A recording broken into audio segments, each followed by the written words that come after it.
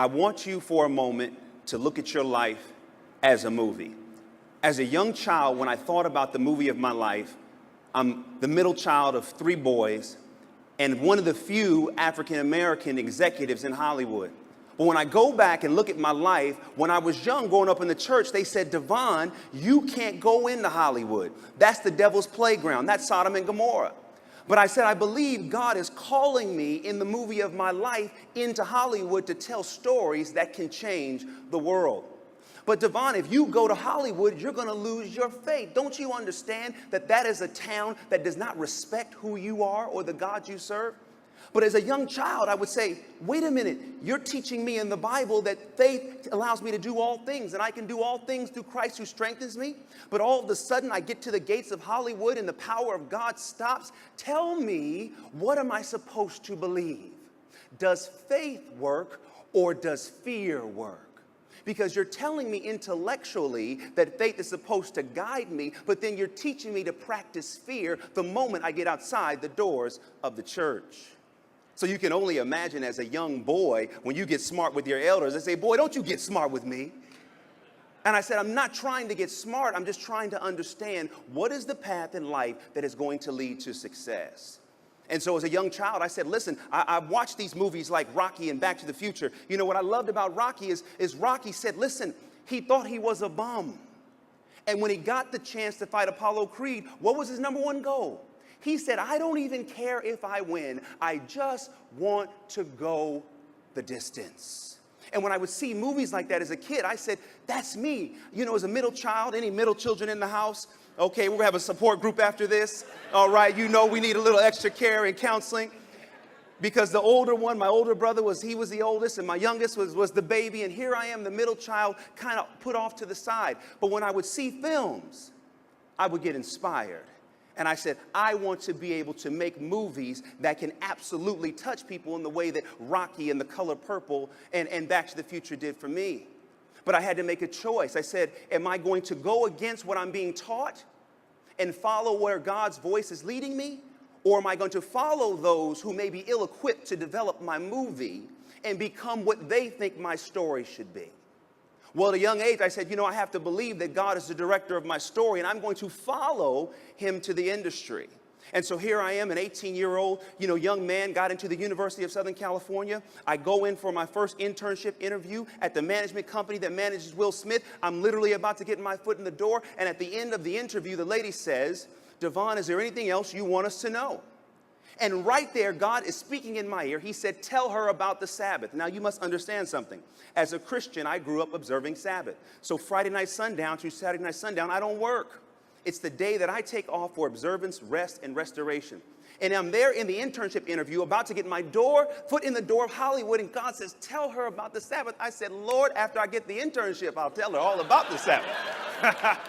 You know how we are. We love to get what we want, and then we'll start moving the pieces around about what we can and cannot do. But after a moment of silence, I said, well, I cannot take this internship if it requires me to work on the Sabbath. And it was quiet, just like it is now. And after a moment of silence, she said, DeVon, don't worry, we can work around that. What that taught me in that moment is that it's not about just the door of opportunity opening in your scene. It's about how you walk through the door. Because every door that opens that does not allow you to fit your faith in who you are, I argue it is not a door to go through. You have to understand that when you are walking in your path and you are walking in the movie of your life, the scenes in your life will conform around you if you have enough faith to be exactly who God created you to be. I don't buy into this idea that you have to compromise who you are, compromise what you believe. As a matter of fact, be even more bold in who you are, more bold in who you believe, because you are the hero of your own story. And if you don't believe your story, guess what? Ain't nobody else going to. Come on, yeah, you give yourself a round of applause on that one. But here's the challenge. We get into scenes of our life where we want to give up hope. As a studio executive, one of the things I do is I develop scripts into movies. But there are some scripts that we develop for a very long time, and it never looks like it's going to get made. And we call this period of time development hell. Some of you have been in development hell because you had an idea for your life. And you've been trying and you've been pushing to allow that idea to get into production, but you seem so far away from it that you don't know what you're going to do. And in this moment, in development hell, it is so tempting to give up on the very idea that brought you this far. You must realize that in development hell, when you are going through a time where you're about to give up on yourself, give up on your God, give up on your friends, give up on your dreams and your beliefs, this is the time when you have to go back to the original idea that motivated your life and hold on to it and don't give up. Because you know why? Because it is just like a scene of a movie. There are some good scenes, there are some bad scenes, but if you keep walking forward, guess what?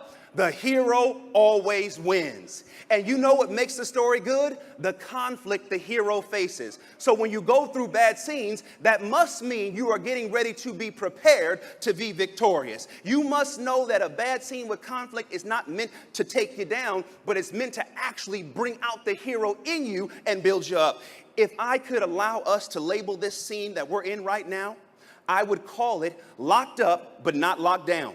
You must get this. Anyone who is in Ironwood prison right now, you might be locked up, but they don't have enough iron in the universe to lock down your spirit. You have to keep your spirit up. You have to keep believing. You have to know that what you see is possible.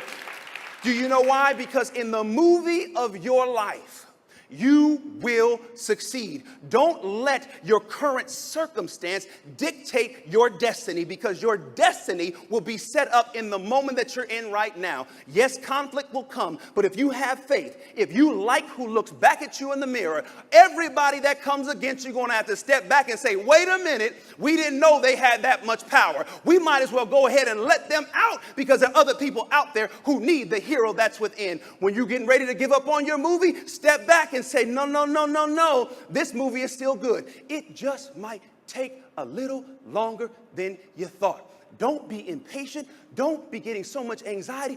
Relax, because you are going to win in the end. Thus saith the Lord.